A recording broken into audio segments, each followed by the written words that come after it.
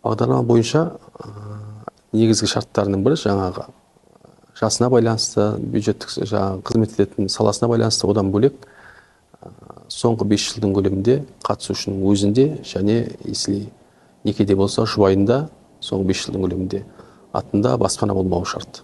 Ол енді кәдімгі анықтамамен тексеріліп электронды порталында, үкімет порталынан. Айлық мөлшеріне шектеу жоқ. Мемлекеттік бағдарлама нұрлы жерде мысалға шектеу бар. 150 мың теңгеден асып кетсе, уже ол қатыса алмайды деген. Бұл жерде ондай шектеу алынып тасталды. Өзінің табысы айлық табысы жетпеген жағдайда қасына өзінен бөлек тағы да 2 адамды жаңағы заемшылас ретінде қосып, төлем қабілеті жетпей жатса, олай да алуға болады.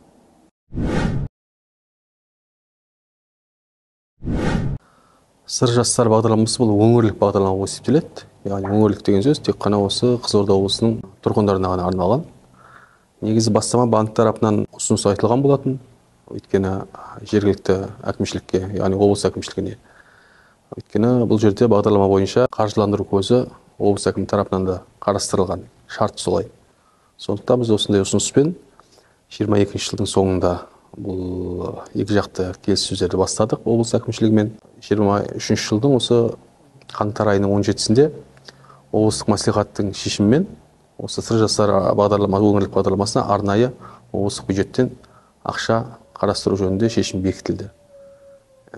Енді бұл бағдарламаның қазіргі таңда басталу мерзімі қазір біздің банктың тарапынан қаржыландыру жағы қарастырылып жатыр. Өйткені бағдарлама бойынша қаржыландыру екі көзден, облыстық бюджеттен және Отбасы банк акционерлік қоғам тарапынан. Сондықтан қазір банктың тарапынан ең соңғы осы нәтижесі болып қалады жақын аралықта. Қаржыландыру көзі шешілсе мәселесі, біз жақын арада неге отырамыз, екі жақты келісімге отырамыз, меморандумға.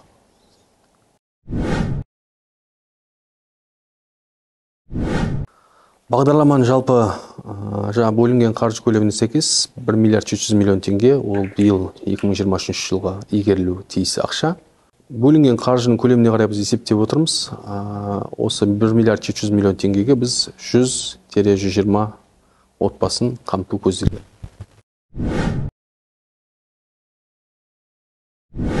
Облыстық бюджеттен бөлінген қаржы көлемі 1 миллиард 200 миллион теңге. Отбасы банктың тарапынан бөлінетін қарастырылып жатқан қаржы көлемі 500 миллион теңге. Яғни жобаның құны биылға осы бағдарламаны іске асыру үшін 1 миллиард 700 миллион теңге.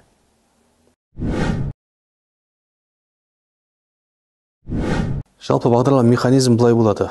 Облыстық бюджеттен бөлінген ақша, жаңа айтып отқан 1 миллиард 200 миллион теңге банктың есепшотына келіп түседі. Банк өз тарапынан өзінің қаржысын бөлігін аударады, 500 миллион теңгесін. 1 миллиард 700 миллион теңге банктың шотында тұрады. Ал әрі қарайғы іс-қимыл қалай болады механизмі?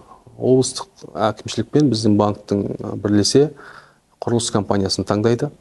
Яғни берілетін бұл бағдарлама бойынша берілетін үйлер тек қана жаңа үйлер болады. Біз қазір бірнеше құрылыс компаниясымен келіссөз жүргізіп жатырмыз. Салынатын нақты жері дәл қазір белгісіз, бірақ жобамызша осы сол жағалауда орналасу керек.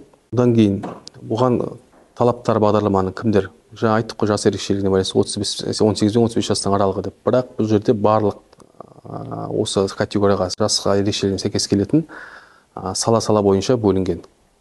Белгілі бір салалардың қызметкерлері ғана қатысылады. Олар денсаулық сақтау саласының қызметкерлері, білім беру саласы, спорт, мәдениет, бюджеттік мекемелер және бұқаралық ақпарат құралдарының қызметкерлері, режиссерлер, продюсерлер, өнердегі сәулетшілер, музыканттар, әлеуметтік саланың қызметкерлері кіреді, және ұлттық компаниялардың осы өңірдегі филиалының қызметкерлері кіреді. Оған ұлттық компаниялар бізде мысалға азаматтар үкімет, госкорпорациясы, басқа да жаңағы Қазақтелеком, Қазақстан темір жолы деген сияқты компаниялардың еншілес бөлімдерінің қызметкерлері қатысылады. Және қоғамдық тамақтану саласымен екінші деңгейлі банктың қызметкерлері қатысады.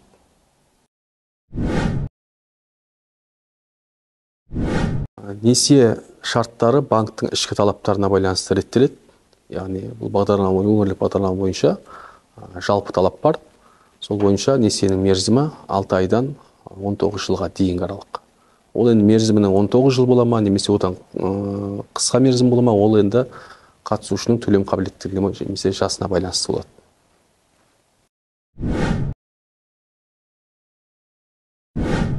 Бұл жерде қатысушылардың барлығын бірдей қамти алмайтыны анық қой, өйткені айтып отырдық жаңа 100-120 адамның арасында ғана отбасын ғана қамти аламыз деп.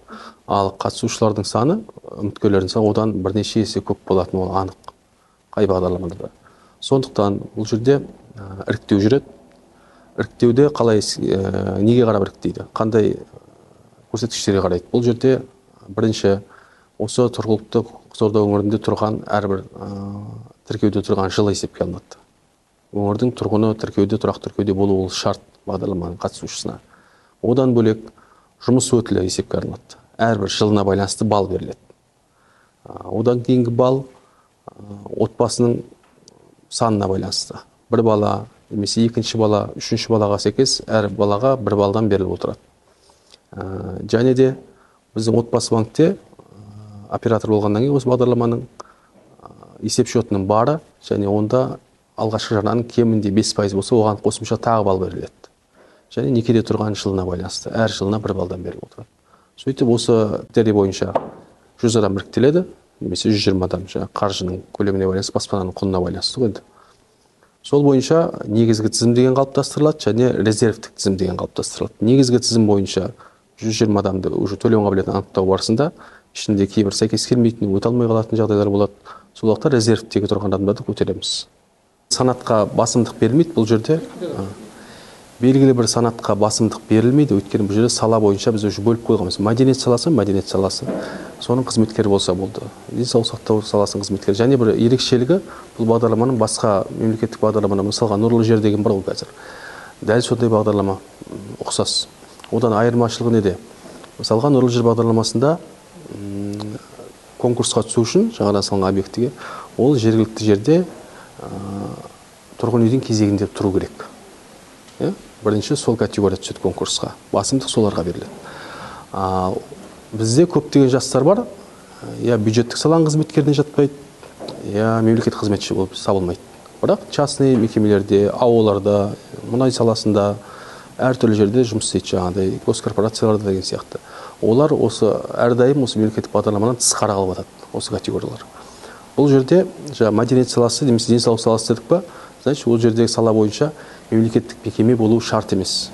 Денсаулық сақтау саласыма жеке клиникада жұмыс істейтін мамандар да қатыса береді. Білім саласыма жеке мектептерде жұмыс істейтін